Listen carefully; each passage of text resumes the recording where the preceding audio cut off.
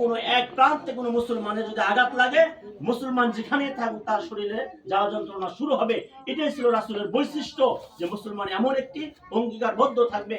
আমরা সে জাতি নিয়ে মুসলমান হয়ে যে কার্যক্রমের দিকে আগাচ্ছে ওহী ফাউন্ডেশন, অনেক প্রশংসা, আমরা প্রশংসা করলে শেষ হবে না।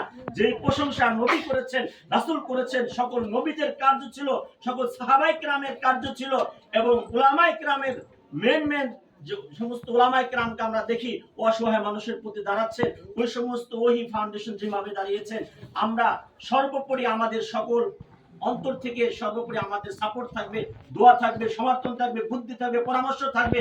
তারা যেভাবে অগ্রসর হতে চাচ্ছে, আমাদের সর্বোপরি সকল পরামর্শ সাপেক্ষে আমরা তাদেরকে আরো সর্বোচ্চ আমরা উঠে দেব ইনশাআল্লাহ।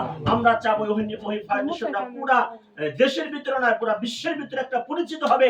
ওহী ফাউন্ডেশনটা যেমন আঞ্চলিকভাবে সারা সহায়তা সামগ্রী বিতরণ করছে, এটা দেশব্যাপী হবে। দেশব্যাপী হওয়ার পর আন্তর্জাতিকভাবে হবে। যেরকম ভাবে ইরানে যখন যুদ্ধ হচ্ছে, এর আগে বিভিন্ন সময় বহির্রাষ্ট্রে মুসলিম কান্ট্রিতে যখন ভূমিকম্প হয়েছে, সেখানে আমরা বাংলাদেশ থেকে অনেক উলামায়ে কেরামের মাধ্যমে সেখানে ত্রাণ পাঠানো হয়েছে, বিভিন্ন অর্থ পাঠানো হয়েছে। আমরা সেভাবে ওহী ফাউন্ডেশনের মাধ্যমে আন্তর্জাতিক একটি ফাউন্ডেশন গড়ে তুলুক, সে আশা আহ্বান রেখে আমার সংক্ষিপ্ত কথা শেষ করছি।